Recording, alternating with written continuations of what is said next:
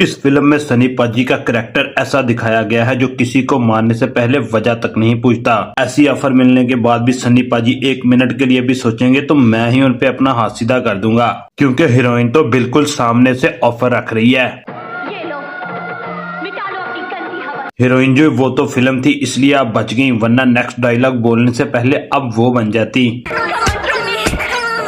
भाई ये तो हो गई मजा लेने वाली बातें, लेकिन असल शौक होने वाली बात तो यह है कि यह सीन मंदिर का है और मंदिर में सनी पाजी लड़की को स्टॉक कर रहे हैं, जिसकी वजह से उसका माथा गर्म हो जाता है और वो फट जाती है।